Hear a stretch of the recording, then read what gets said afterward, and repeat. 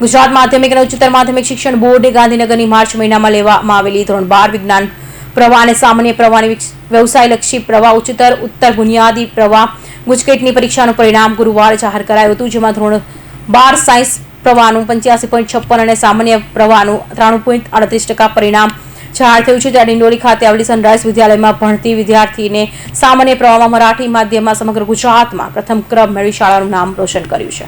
ગુજરાત માધ્યમિક અને ઉચ્ચતર માધ્યમિક શિક્ષણ બોર્ડ અને ગાંધીનગર દ્વારા જાહેર કરાયેલા ધોરણ 12 વિજ્ઞાન પ્રવાહ અને સામાન્ય પ્રવાહના પરિણામો એક સાથે જાહેર કરાયા છે।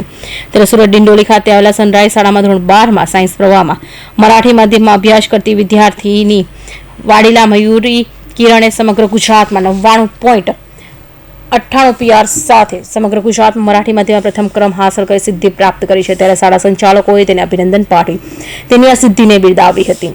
माझं नाव वाडीली मयुरी किरण आहे। मी सनराईज विद्यालयामध्ये शिकते। मी इयत्ता नर्सरीपासून इथे शिकत आहे आणि इयत्ता 10वीमध्ये तसेच 12वीमध्ये माझा A1 ग्रेड आलेला आहे। 12वीमध्ये मला 99.98 PR पडलेले आहेत आणि माझे 96% आहेत। तसेच आम्हाला आमच्या शाळेने खूपच जास्त सपोर्ट केलेला आहे। आमचे सर्व शिक्षक सर्वच प्रिन्सिपल हे खूपच जास्त सपोर्टिव्ह आहेत आणि त्यांच्या योग्य मार्गदर्शनमुळेच हे शक्य झालेलं आहे। मी दिवसातून 6 ते 7 तास अभ्यास करायची, तसेच वाचन देखील करायची आणि जे काही मला डाऊट्स आले, जे काही माझे प्रश्न होते ते सर्व मी आमच्या शिक्षकांना विचारले आणि त्या सर्वांनी मला माझे सर्व डाऊट्स सॉल्व्ह करून दिले।